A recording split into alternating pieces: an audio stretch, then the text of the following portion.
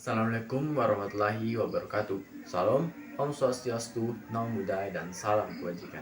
Perkenalkan, saya Muhammad Alif, calon anggota Dewan Perwakilan Rakyat Republik Indonesia, Parlemen Remaja tahun 2023, Daerah Pemilihan Sulawesi Selatan II. Seperti yang kita pahami bersama, berdasarkan Undang-Undang Negara Republik Indonesia tahun 1945, Pasal 1 Ayat 3, bahwa negara Indonesia adalah suatu negara hukum, di mana proses penyelenggaraan negara didasarkan atas hukum yang berlaku aturan main atau the rule of the game yang telah ditentukan dan disepakati bersama dan dijadikan dalam aturan dasar dalam proses penyelenggaraan negara.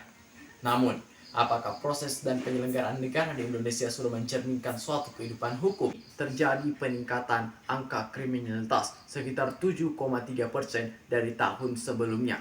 Di samping itu, terjadi penurunan angka penyelesaian kasus sebanyak 1.877 kasus.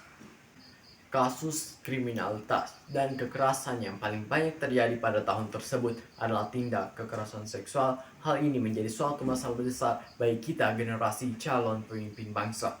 Banyaknya korban dari kejahatan ini yang tidak mendapatkan bantuan hukum, yang tidak mendapatkan akses terhadap semua hak hukumnya karena mereka memilih untuk bungkam.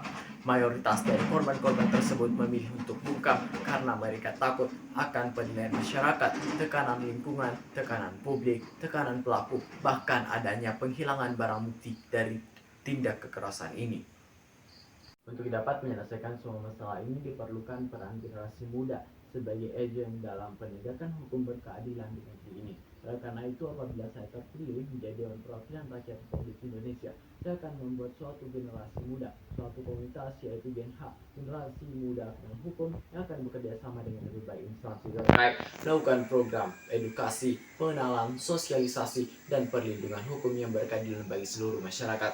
Hal ini tentunya akan didukung dengan mengimplementasikan ketiga fungsi DPR secara optimal. Yang pertama, melalui fungsi legislasi. Saya akan segera merumuskan aturan turunan terkait dengan Undang-Undang Tindak Pidana Kekerasan Seksual Nomor 12 Tahun 2022 dan merumuskan Kitab Undang-Undang Hukum Pidana yang belum selaras dengan undang-undang tersebut.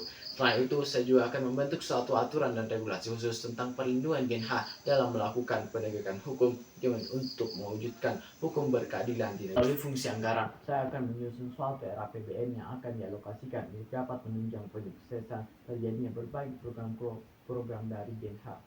Yang ketiga, melalui fungsi pengawasan, saya akan melakukan pengawasan yang tegas dan ketat kepada seluruh aparat penegak hukum untuk menjamin hukum yang berkeadilan bagi seluruh masyarakat.